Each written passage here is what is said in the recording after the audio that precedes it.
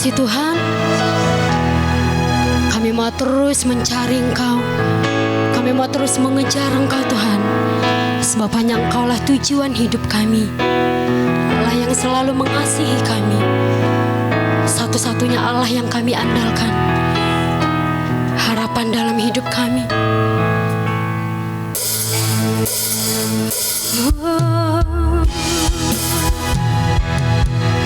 Terima kasih Yesus.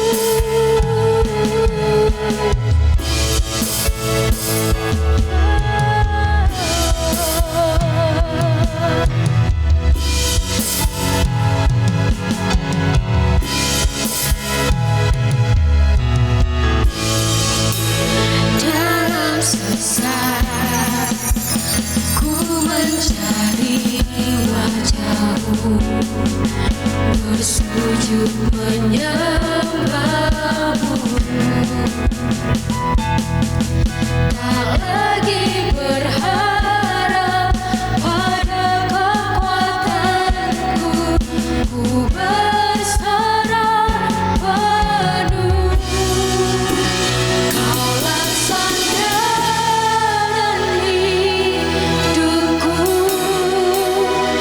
gunung batu dan perlindunganku sampai akhir. Ku nyatakan Yesus, hanya Engkau yang ku andalkan. Hanya Engkau yang kami andalkan, tidak ada yang lain seperti-Mu Tuhan. Thank you. Dalam sesat ku mencari wajah-Mu, bersujud menyembah-Mu. Tak lagi berharap pada kekuatanku, ku berserah penuh. Kaulah sandaran hidupku, gunung batu dan perlindunganku sampai akhir. Ku nyatakan Yesus, hanya Yesus. Mari sama-sama bangkitkan diri. Allah sandaran hidupku,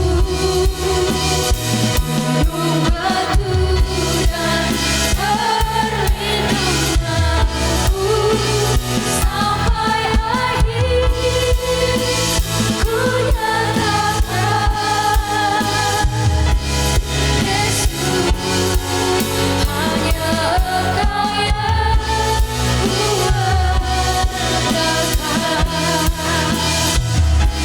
Yesus, hanya Engkau yang ku andalkan. Yesus, hanya Engkau yang ku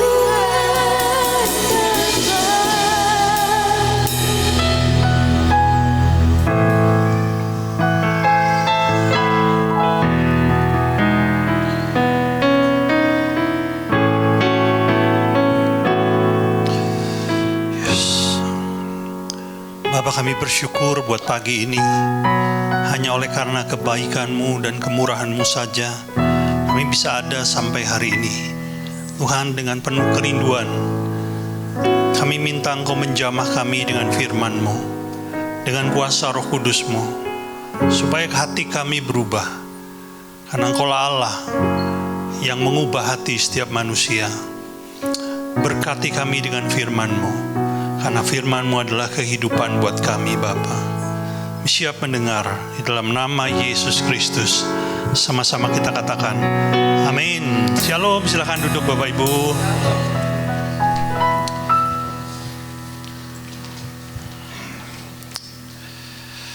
Senang bisa bersama kembali dengan saudara di tempat ini hari ini. Saudara, hari-hari ini perhatian dunia sedang tertuju kepada Iran, ya. Semua mata sedang memandang sana. Dan kalau perang ini belum selesai sampai akhir Maret, maka dipastikan pada bulan April harga BBM di negeri kita akan naik. Sudah ada 85 negara yang menaikkan harga BBM-nya per 14 Maret 2026. Yang paling tinggi kenaikannya adalah negara tetangga kita, yaitu Vietnam. BBM-nya naik 50%, ya. Jadi kenaikannya di negara-negara lain antara 13 sampai 50%. Maka kalau harga bensin naik, otomatis harga barang-barang juga jadi ikut naik, ya kan? Nah, sebetulnya kalau saudara suka membaca Alkitab, maka saudara tidak akan terkejut dengan perang ini, karena semuanya sudah dicatat di dalam Alkitab. Saya tidak akan mengupas tentang perang ini, cuman saya ingin mengingatkan kepada kita, apapun masalah yang akan terjadi di masa depan, jangan takut. Jangan panic buying. Anda tahu panic buying? Membeli barang dalam jumlah besar karena ketakutan, karena kepanikan, ya.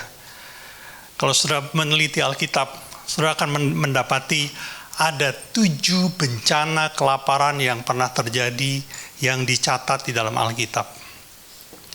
Salah satunya, kalau saudara ingat, adalah tidak adanya hujan selama 3,5 tahun di Israel. Itu bencana kelaparan yang luar biasa, saudara. Itu terjadi pada zaman Elia.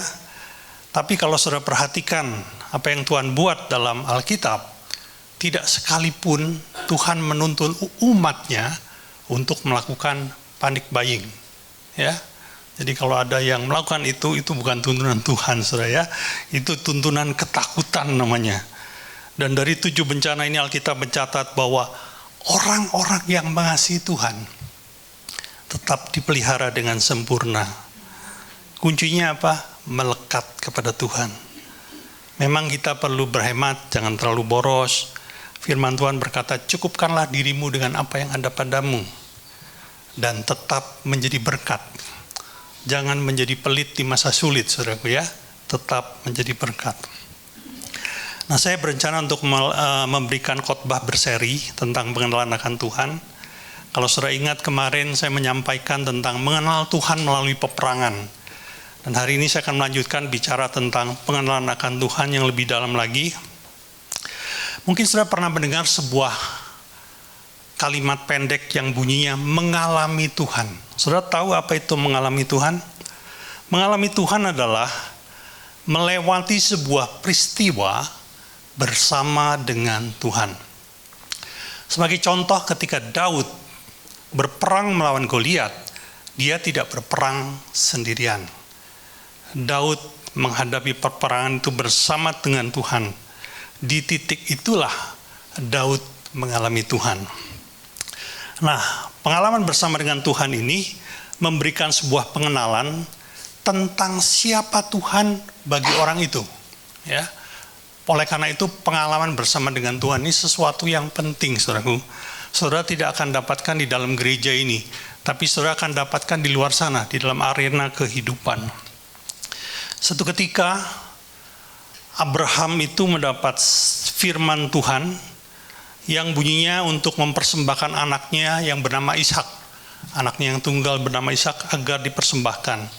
Dan waktu Abraham mendengar perintah itu, Abraham mentaatinya. Lalu dia membawa Ishak ke satu bukit yang bernama Moria untuk dipersembahkan kepada Tuhan di sana. Pada saat Ishak sudah diikat, siap untuk dipersembahkan, tiba-tiba Tuhan menghentikan niat Abraham itu. Lalu Tuhan menyediakan seekor domba sebagai pengganti Ishak untuk dipersembahkan. Nah, di titik itulah Abraham mengenal Allahnya sebagai Jehovah Jireh, yaitu Allah yang menyediakan. Bagaimana saudara? Saudara pernah mengalami Jehovah Jireh, ya? Jemaat di sini pasti pernah mengalami Jehovah Jireh. Di waktu yang berbeda, ketika bangsa Israel selepas keluar dari Mesir, dan ketika mereka berjalan di padang gurun, pada satu hari mereka tiba di sebuah lokasi, di sebuah daerah yang namanya Rafidim. Dan ketika mereka tiba di tempat itu untuk beristirahat, berkemah, tiba-tiba mereka diserang oleh bangsa Amalek. Bangsa Amalek ini bangsa yang sadis, tapi jago berperang. Dan ketika bangsa Israel melawan, membela diri, bangsa Israel ini mulai terdesak dan hampir kalah. Lalu Musa mengambil inisiatif.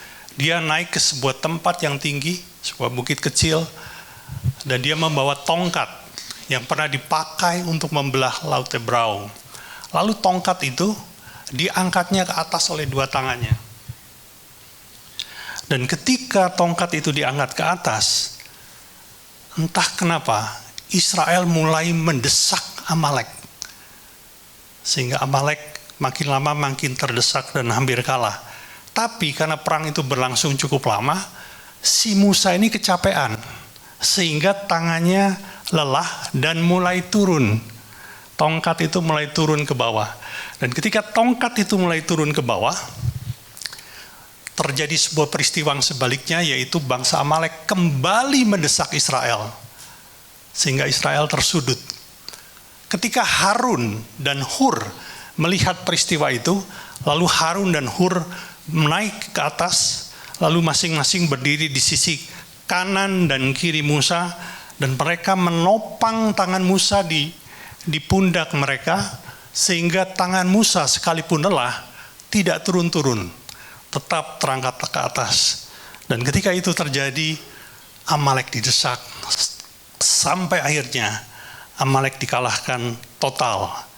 Di situ Musa mengenal Allahnya dan menyebutnya sebagai Jehovah Nisi, yaitu Allah yang adalah panji kemenanganku, atau secara singkat, Allah yang memberikan kemenangan.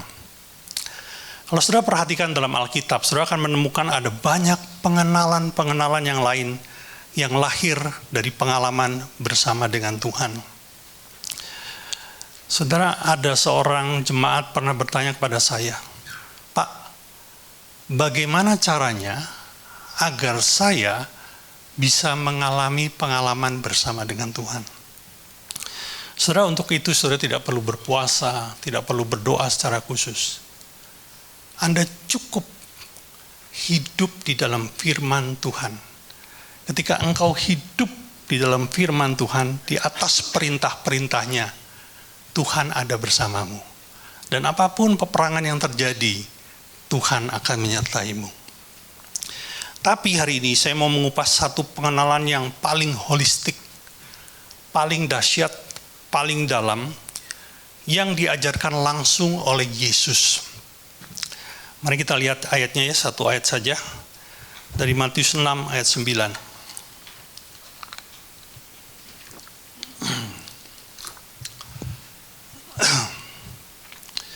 Bunyinya begini, "Karena itu berdoalah demikian, Bapa kami yang di sorga, dikuduskanlah namamu." Perkataan ini diucapkan Yesus ketika murid-muridnya bertanya, bagaimana caranya seharusnya berdoa. Dan pada saat itu, Yesus menyingkapkan sebuah rahasia surgawi, yaitu Yesus memperkenalkan siapa Allah kepada murid-muridnya. Dalam bahasa Aram menggunakan kata Abba. Abba itu punya arti sumber atau ayah secara biologis. Dalam bahasa Yunani menggunakan kata pater yang artinya sama. Ya, sayangnya kata bapak yang ada di Indonesia ini artinya itu bermacam-macam. Bisa disebut bapak ini bapak, seperti saya menyebut Bapak Prabowo adalah presiden Indonesia, bukan berarti Bapak Prabowo ini adalah papa saya, ya kan? Itu adalah sebutan hanya sebagai penghormatan saja. Tapi yang dimaksud di sini adalah ayah kandung, papa, ya, dalam bahasa yang mudah kita mengerti. Mari kita sebut saja papa lah gitu ya. Yesus memperkenalkan Allah kepada murid-muridnya sebagai Papa. Ini adalah sebuah pengenalan yang belum pernah ada dan jauh berbeda. Papa ini bicara kedekatan hubungan. Sementara Musa dan Abraham memperkenalkan Allah dari sisi apa yang Allah mampu buat. Allah mampu menyediakan kebutuhanmu, Allah mampu menyembuhkan, Allah mampu memberikan kemenangan dan sebagainya. Itu adalah sisi Allah yang bisa buat, kemampuan ilahi. Tapi Yesus memperkenalkan Allah dari sisi kerinduan hati Allah itu sendiri, yaitu bahwa Allah rindu dikenal sebagai Papa yang mengasihi anaknya. Ini bicara hubungan yang sangat dekat dan intim. Pada saat ini disampaikan oleh Yesus, ini sebenarnya mendobrak sebuah pengenalan yang sudah dipegang oleh bangsa Israel selama beratus-ratus tahun. Karena orang bangsa Israel itu menganggap bahwa hanya orang-orang pilihan saja yang bisa mendekati Tuhan, yang bisa menghampiri Tuhan.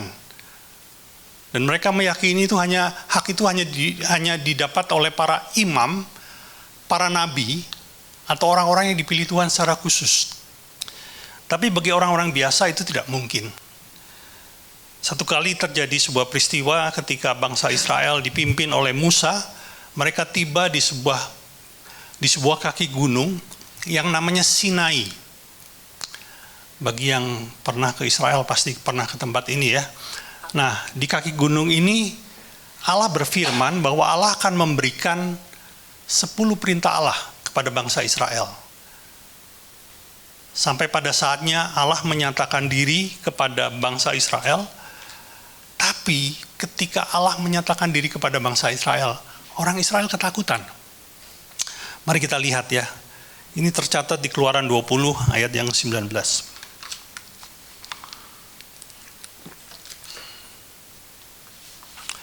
Bunyinya begini. Mereka ini bangsa Israel, berkata kepada Musa, engkaulah yang berbicara dengan kami, maka kami akan mendengarkan. Tapi janganlah Allah berbicara dengan kami, nanti kami mati. Secara sederhana mereka mau bilang gini, Musa, engkau saja yang menemui Tuhan. Nanti setelah engkau ketemu Tuhan, sampaikan kepada kami pesannya. Kami pasti mentaati. Tapi jangan kami yang menemui Tuhan. Kami bisa mati gitu kan. Jadi pengenalan bangsa Israel selama sekian lama itu adalah pengenalan yang tidak personal, tidak intim.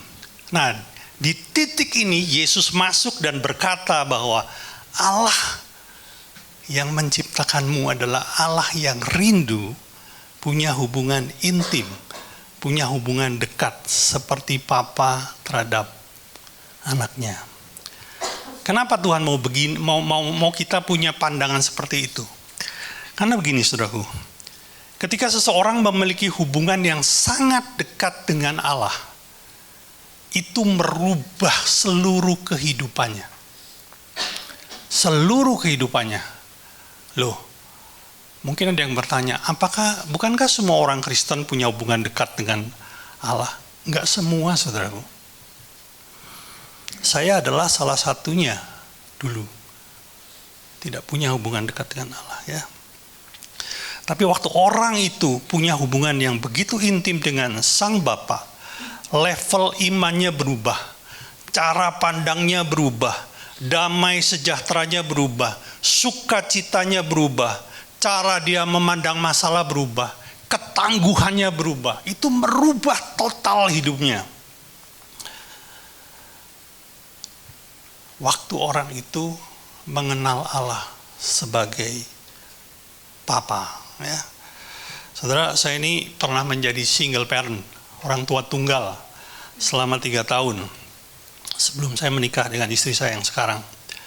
Pada saat itu anak saya yang nomor 1 usianya masih 7 tahun, yang nomor 2 masih 5 tahun.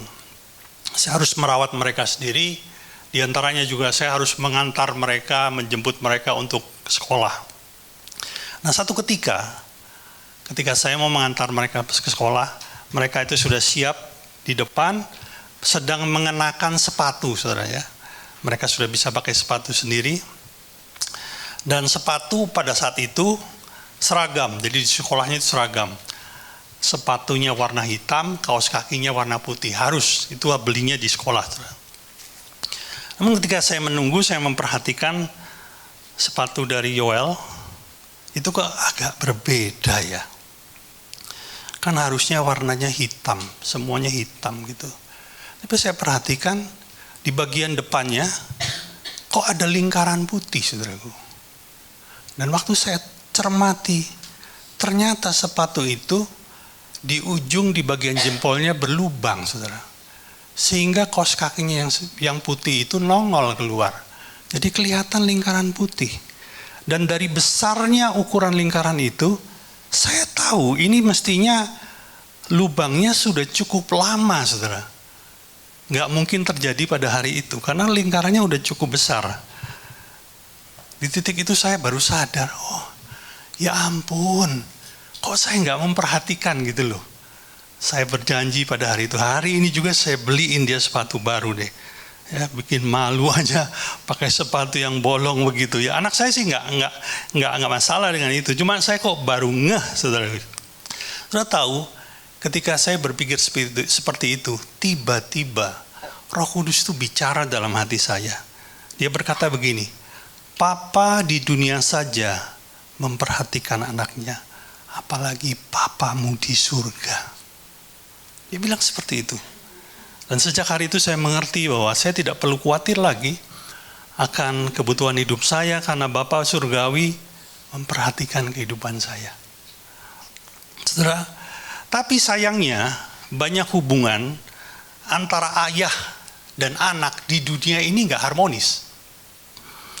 Sehingga merusak gambar Bapa yang sesungguhnya. Gambar Bapa yang sejati, yang seharusnya bisa kita lihat dari hubungan antara Allah dengan umatnya, itu menjadi rusak karena hubungan yang rusak di muka bumi ini, saudaraku. Itu menyulitkan kita untuk membangun hubungan intim dengan Allah. Ketika saya remaja, saya ini punya hubungan yang tidak harmonis dengan papa saya. Kalau tidak boleh dikatakan buruk, yang pasti hubungan saya tidak dekat. Sejak umur kurang dari 1 tahun, saya sudah dititipkan di oma saya. Jadi yang membesarkan saya ini adalah oma saya. Sampai kelas 5 SD. Jadi selama 11 tahun saya ini dibesarkan oleh oma saya. Waktu itu saya panggilnya emak ya. Orang Bandung, saudaraku ya. Dan oma saya ini sangat mengasihi saya. Dia membesarkan saya dengan penuh perhatian, dengan penuh kasih. Ya, merawat saya dengan sebaiknya. Nah, sampai satu hari, ketika papa saya mau pindah keluar kota, saya diambil dari rumah oma saya untuk diajak pindah keluar kota, saudaraku. Nah, ketika saya diambil, itu bukan saya merasa senang. Saya ini rasanya kayak dipisahkan dari orang yang sudah bertahun-tahun mengasihi saya. Saya sedih banget gitu loh. Dan sejak saat itu, saya merasa nggak suka dengan papa saya. Dan perasaan ini terus-menerus berkembang, sehingga hubungan saya tidak bisa dekat dengan papa saya. Tidak bisa harmonis. Dan selepas saya tidak lagi serumah dengan mama saya harus serumah dengan papa mama saya. Papa saya ini didik saya itu begitu keras, saudaraku. Padahal waktu kecil, saya ini orangnya penakut. Beneran, saya ini penakut, saudaraku. Kalau dibully itu pokoknya udah diem aja, nggak berani ngapa-ngapain. Dan kalau ada apa-apa, biasanya nih, oma saya yang pasang badan. Emang orangnya gede juga sih, gemuk gitu ya. Dia yang pasang badan. Ya, dia yang melindungi saya. Tapi sejak saya hidup dengan papa saya, nggak ada lagi orang yang pasang badan buat saya. Nah, saudara, ini membuat saya semakin nggak enak sekali. Nah, satu ketika itu SD, waktu pulang tuh saya dibully oleh seorang teman sekelas, sehingga baju seragam saya ini robek, saudara. Dan ketika sampai rumah, papa saya bilang, kenapa baju seragammu robek? Ya mau nggak mau saya ceritalah bahwa saya dibully dan teman saya ini yang merobek baju seragam saya. Saudara tahu apa yang dia bilang pada saya? Dengan satu kalimat yang pendek, tegas, dan jelas. Balik, hajar orangnya. Saya lihat bengong. Ya, jadi mau balik ke sekolah saya takut. Enggak balik, saya takut sama papa saya. Tapi saya lebih takut sama papa saya. Akhirnya saya balik ke sekolah. Kebetulan anaknya masih ada. Saya hajar dia. Dia balas menghajar saya, saudara. Akhirnya kita saling menghajar. Dua-dua pulang ke rumah dengan muka bengkak-bengkak. Kata papa saya, bagus, itu baru laki-laki, katanya gitu. Ya, dia nggak tahu. Saya masuk kamar, saya menangis, saya ketakutan. Saya lakukan itu hanya karena terpaksa aja, saudara. Dan akhirnya saya tumbuh besar menjadi seorang pemuda yang keras, nakal, dan semaunya sendiri. Dan hubungan dengan papa saya tetap buruk, tetap tidak harmonis.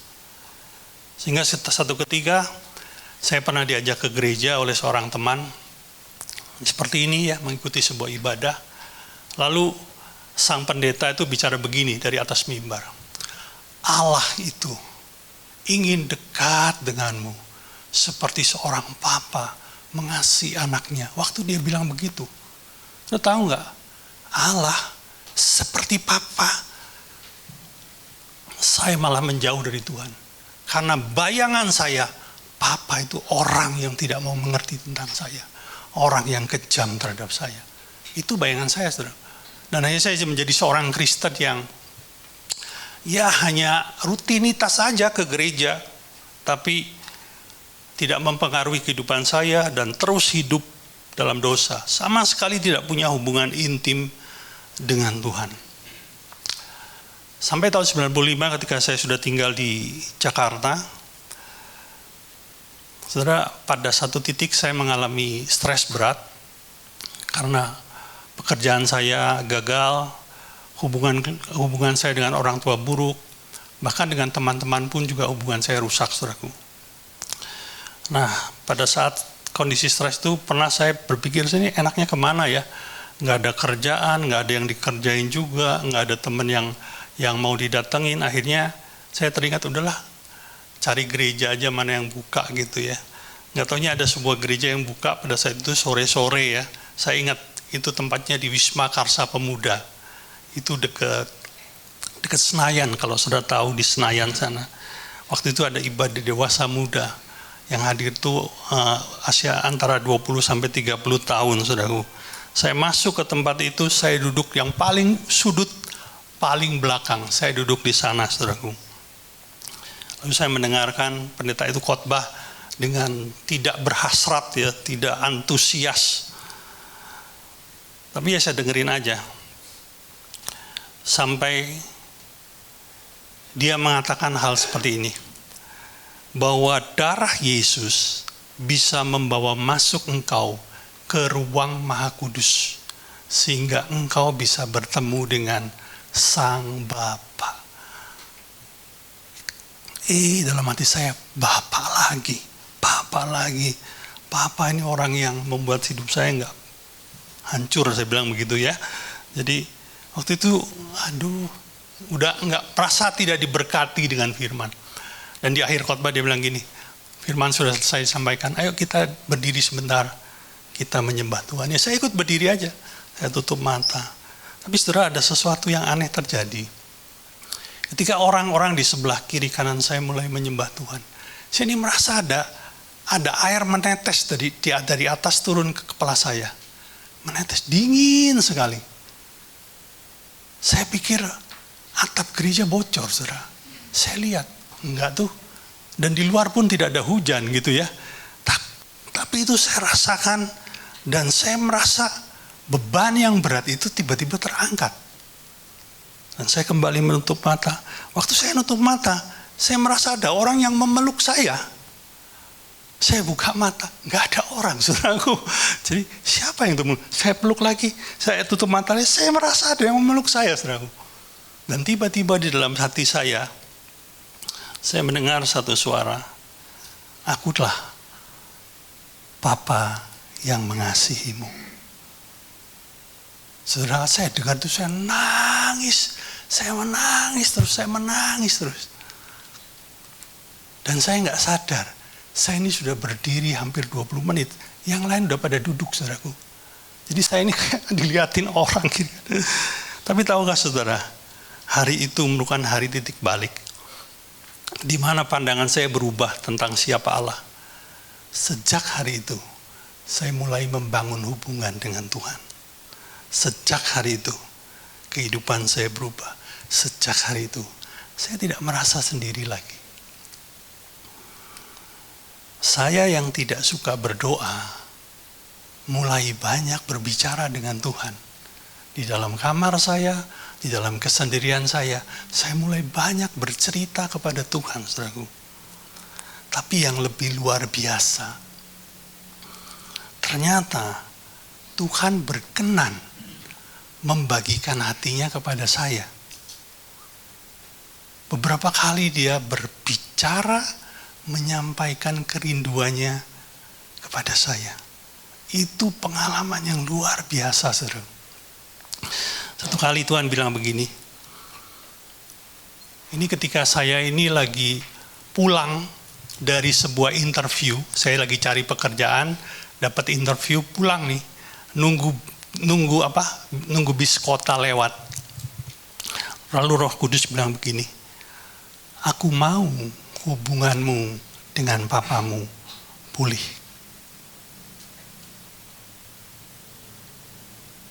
Saya kaget.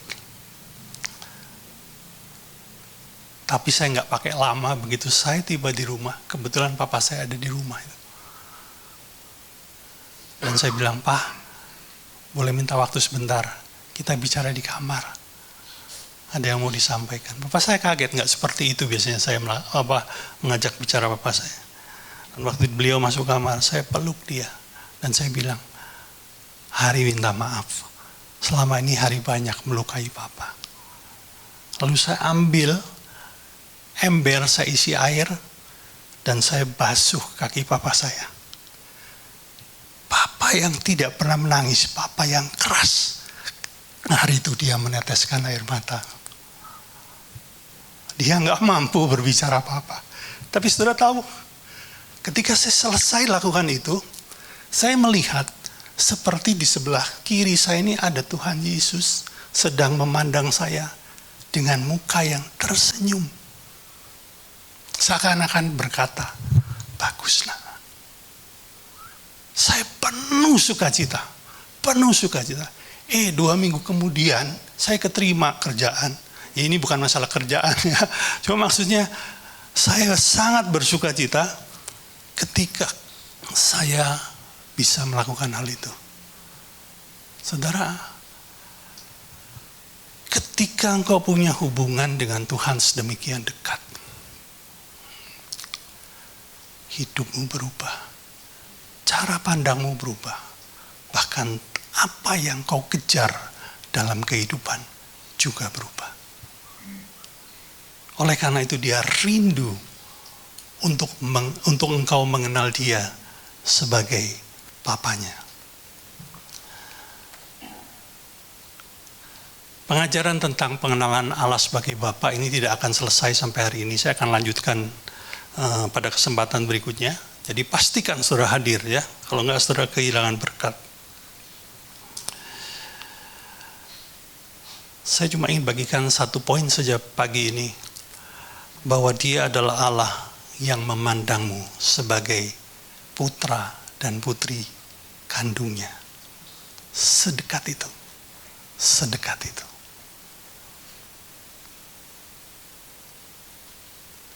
Baik, saya mau ngajak kita menyanyikan sebuah pujian.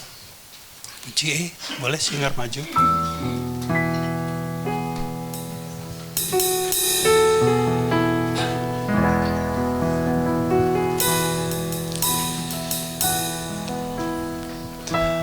Kau Bapakku yang baik, mengerti bahasa tetesan air mata, tak kau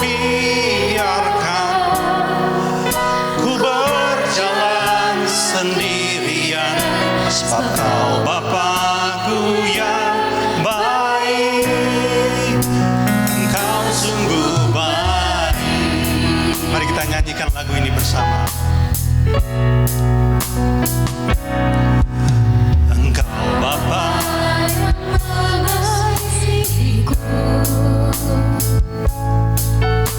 Engkau pandang bentuk dan rupaku,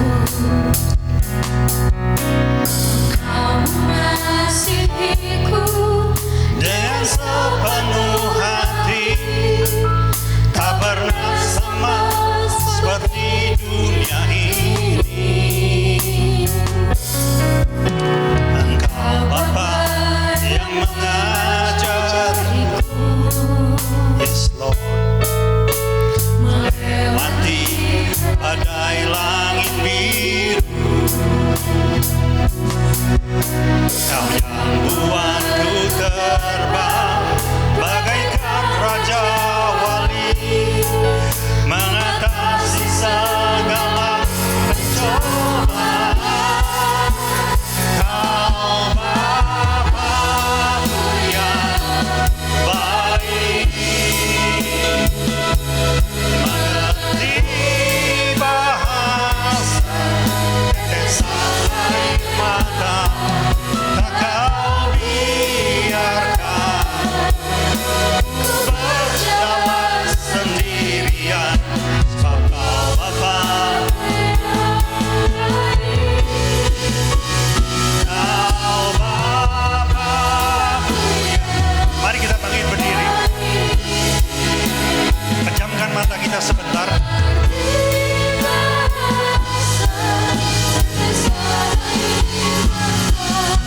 Kau biarkan ku berjalan sendirian, sebab kau Bapa-Ku yang baik. Mari dengan mata yang terpejam katakan, Kau Bapa-Ku yang baik, yes. mengerti bahasa tetesan air mata, tak kau biarkan Ku berjalan sendirian, sebab kau Bapa. Sekali lagi katakan, Kau Bapa-Ku.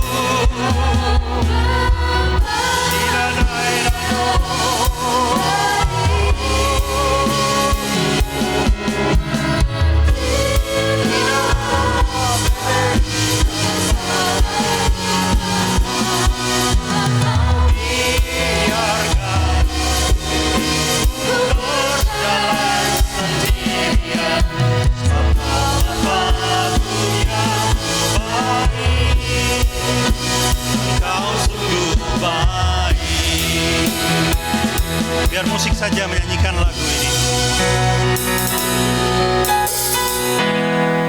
Yes. Terima kasih buat perkenanan-Mu Tuhan, sehingga kami yang tidak layak Kau pandang layak, bahkan Kau angkat menjadi putra dan putri-Mu.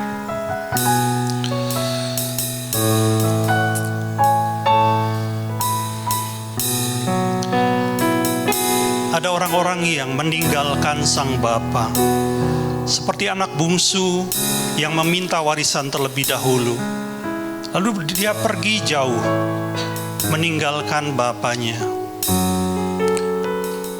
Dan oleh karena keputusan yang salah itu, dia mengalami berbagai macam masalah.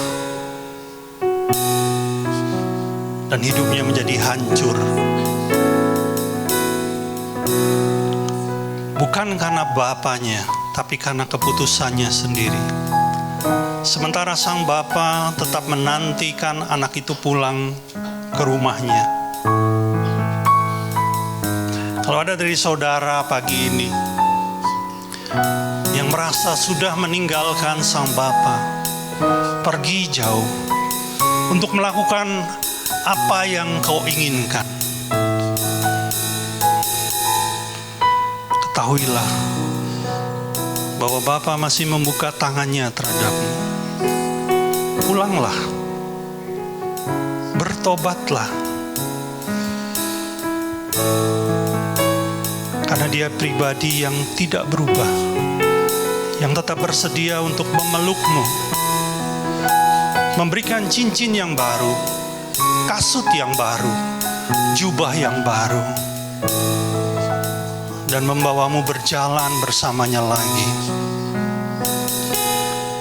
Tinggalkanlah kehidupanmu yang salah. Buatlah keputusan baru untuk kembali pulang kepada Sang Bapa.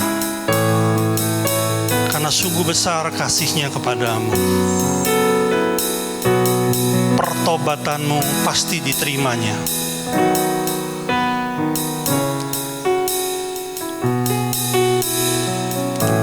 Terima kasih Tuhan. Kau Bapa-Ku yang baik, mengerti bahasa tetesan air mata, tak Kau biarkan ku berjalan sendirian, sebab Kau Bapa-Ku yang baik. Sekali lagi katakan, Kau Bapa.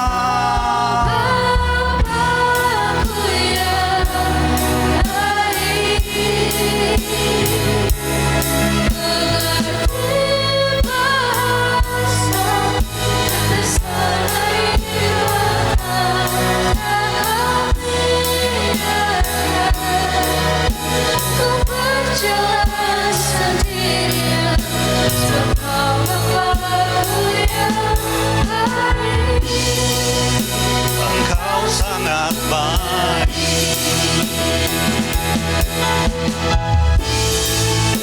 Engkau sangat baik.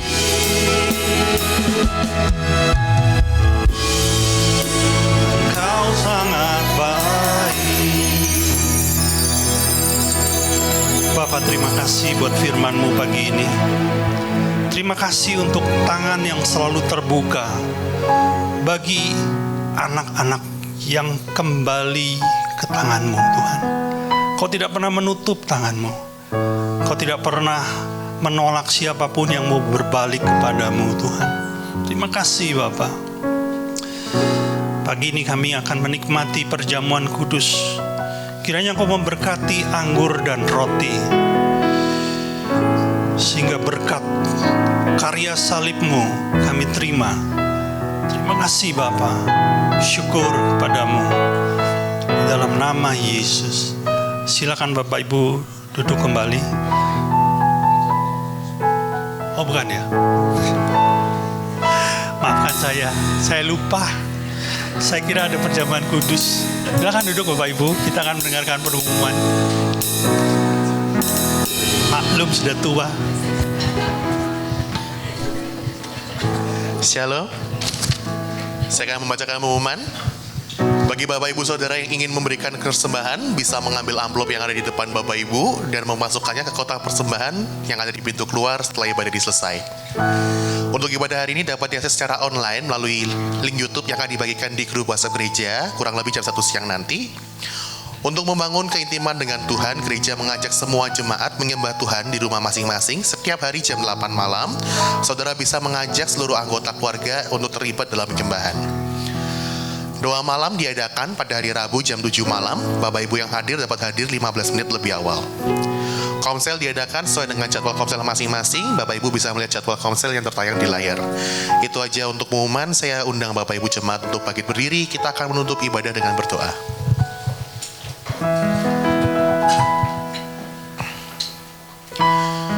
Tuhan Yesus yang baik, kami sungguh bersyukur karena kebaikan-Mu, kemurahan hati-Mu, kami bisa datang, berkumpul, bersuka cita, memuliakan nama-Mu, meninggikan nama-Mu, menyembah-Mu, dan juga mendengarkan firman yang berharga daripada-Mu Tuhan.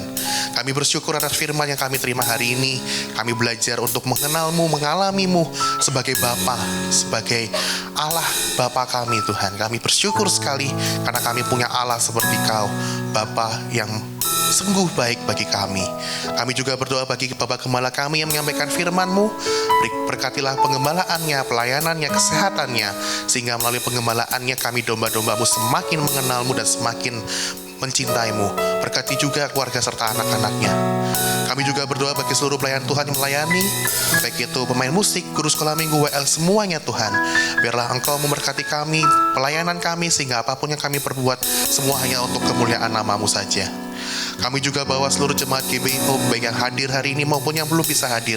Engkau yang menyertai setiap apapun kami perbuat dalam kehidupan kami, sehingga apapun yang kami perbuat bisa menjadi berkat bagi sekitar kami dan sesuai dengan firman-Mu, dan nama-Mu bisa dipermuliakan bagi orang-orang sekitar kami. Kami juga berdoa bagi orang-orang sekitar kami, masyarakat, keluarga, tempat kerja, apapun Tuhan.